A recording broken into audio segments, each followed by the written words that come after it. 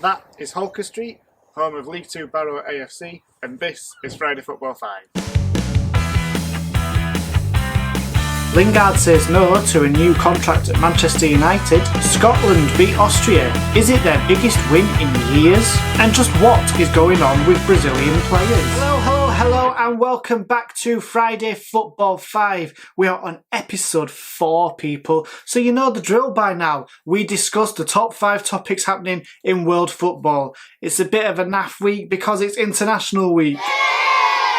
And there's not many stories that come out in International Week, but we make the most of it, people. We are going to bookmark this week, starting with England, finishing with England, with a few topics in between. So right at the start of this week, England played Andorra, and they won 4-0, quite a comfortable victory. However, the build-up to the match was all about one man, this guy. Arise, Sir Patrick Bamford. It's been, a long wait for Bamford to get his senior call-up, as by this picture. Signs for Chelsea from Nottingham Forest. He's loaned out 6 times. He then signs for Middlesbrough.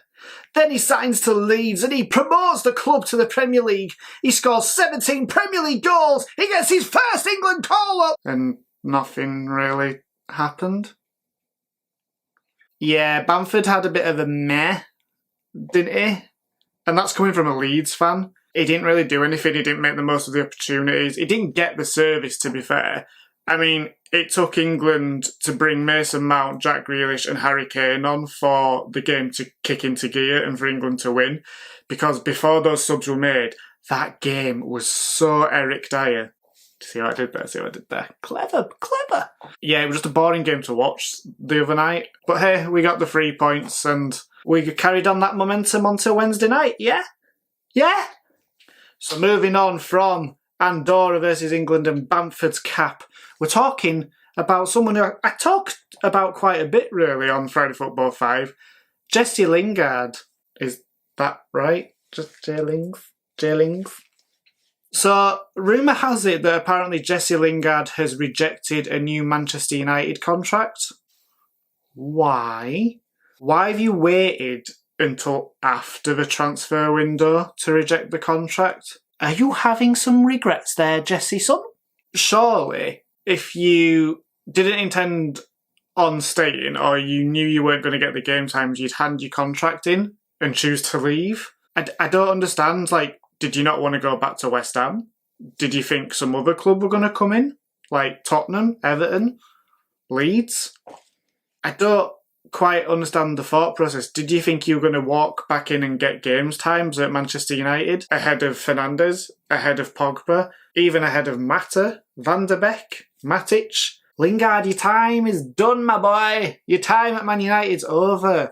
I don't understand why you didn't think, right, I want to go back to West Ham or I want to leave the club and hand in a transfer request. You've waited till the end of the window to say I'm not staying on. Fool is how I would describe you. Topic number 3. We're talking about Scotland now, alright?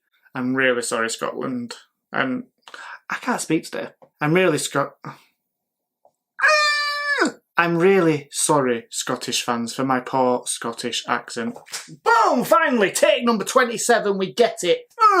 Scotland beat Austria in their World Cup qualifying groups 1-0, and it's been dubbed as Scotland's biggest win in years. Now, obviously, if you finish in the top 2 of the World Cup European qualifying table... God, that was a tongue twister and a half, wasn't it?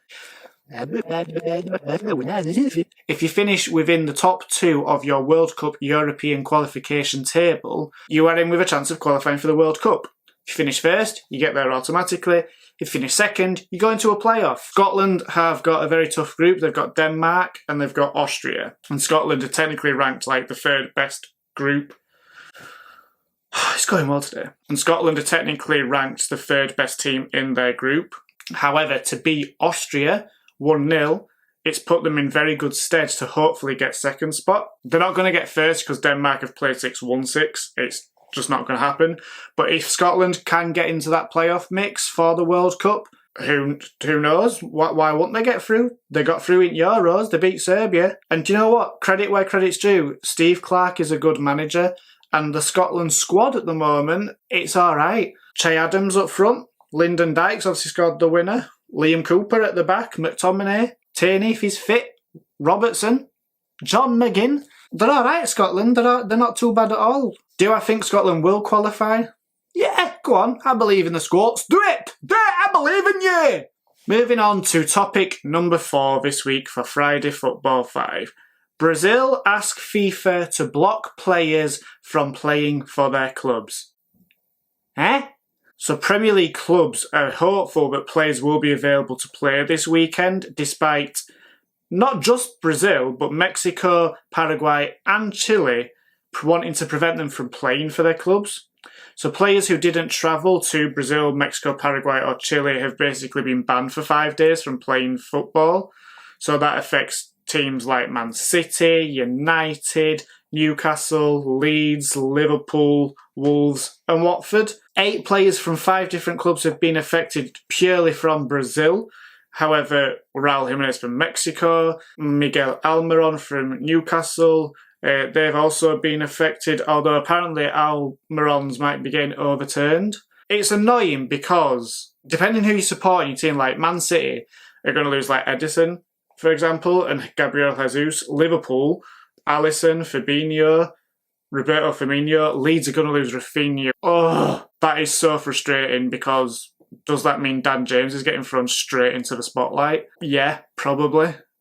First game against Liverpool. Come on, Dan James, come on! I know that clubs are trying to fight it and contest it. I don't think they will. I think they're just going to have to shut up and put up, if I'm being honest. But I don't understand it.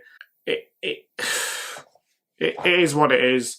It's just a shame. I don't personally understand why Richarlison's getting away with it.